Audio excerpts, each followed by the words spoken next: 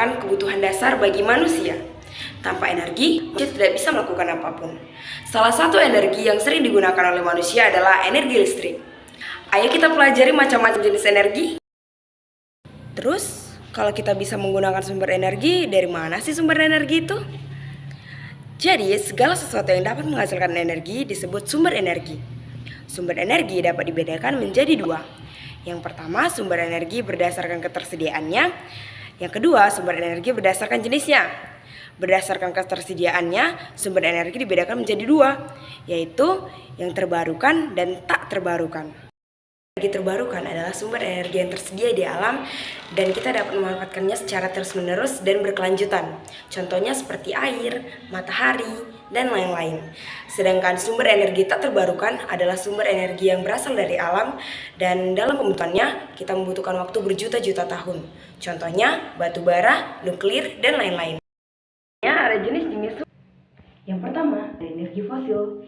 Energi fosil terbentuk dari senyawa hidrokarbon. Energi fosil terbentuk dari sisa hewan dan tumbuhan purba yang telah mati berjuta-juta tahun yang lalu. Contoh energi fosil adalah minyak bumi, batu bara, dan lain-lain. Yang kedua adalah energi nuklir.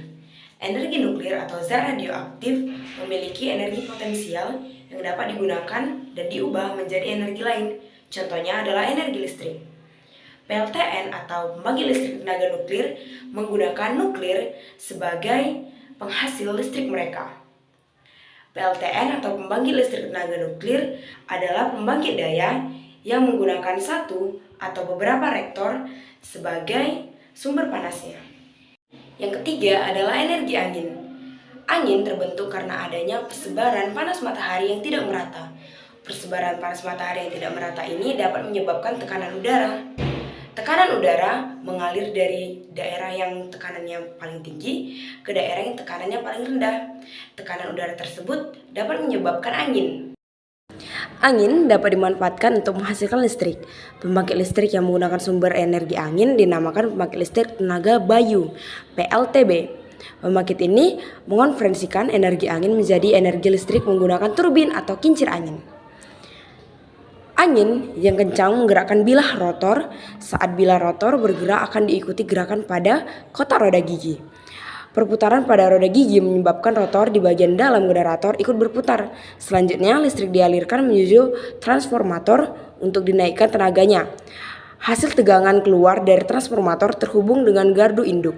Gardu induk mengatur aliran daya listrik dari saluran transmisi ke saluran transmisi lainnya, lalu distribusikan ke konsumennya alias kita.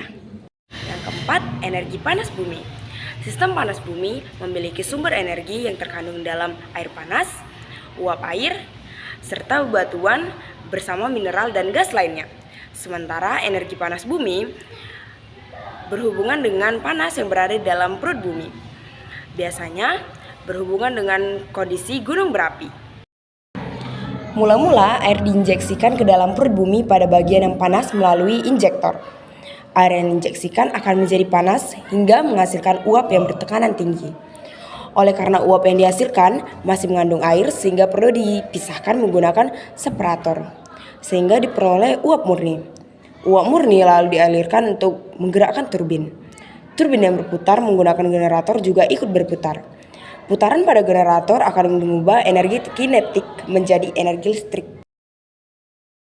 Adalah energi pasang surut. Energi pasang surut juga disebut dengan energi tidal. Energi pasang surut memanfaatkan pasang surut air laut sebagai sumber energinya untuk membangkitkan energi listrik. Yang keenam, energi gelombang laut. Gelombang laut terjadi akibat dorongan gerak angin. Potensi energi gelombang laut pada satu titik pengamatan dalam suatu satuan kilowatt per meter berbanding lurus dengan setengah kuadrat dikalikan dengan waktu. Yang ketujuh, ada energi biofuel. Biofuel adalah bahan bakar yang berasal dari tumbuhan. Biofuel terbagi dalam beberapa jenis, yaitu yang pertama biogas. Biogas adalah yang berasal dari hasil fermentasi tumbuhan atau kotoran hewan. Yang kedua itu bioetanol. Bioetanol yang berasal dari limbah-limbah sayuran.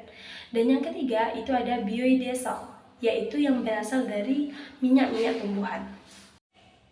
Yang kedelapan yaitu ada energi cahaya matahari. Energi cahaya matahari adalah energi yang bersifat terus-menerus atau tidak pernah habis. Dalam pemanfaatan energi cahaya matahari yaitu mengubah cahaya matahari menjadi energi listrik untuk kebutuhan manusia. Kamu tahu nggak sih bagaimana cara Kamu tahu nggak sih bagaimana prinsip panel surya dalam mengubah cahaya matahari menjadi energi listrik? Simak berikut video ini.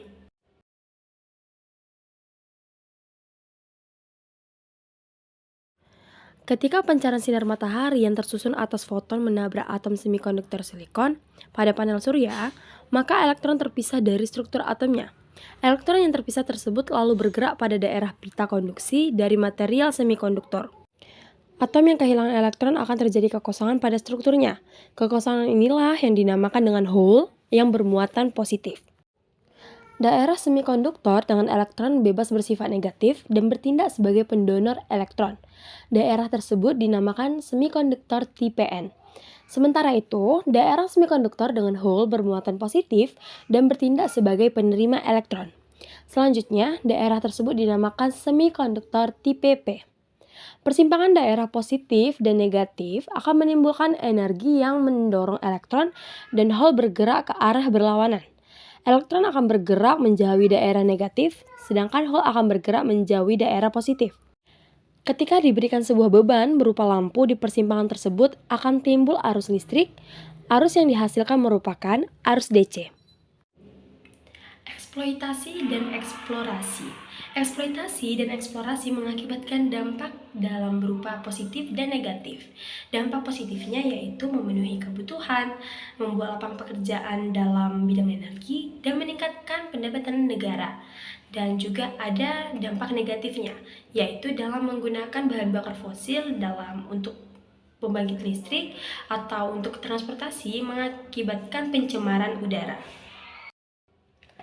Upaya pemenuhan energi. Energi memengaruhi kegiatan rumah tangga, transportasi, industri, perkantoran, telekomunikasi, dan pariwisata.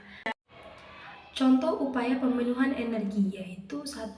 Minyak dan gas bumi, 2. Batu bara, 3. Tenaga angin, 4. Tenaga surya, dan yang kelima biofuel.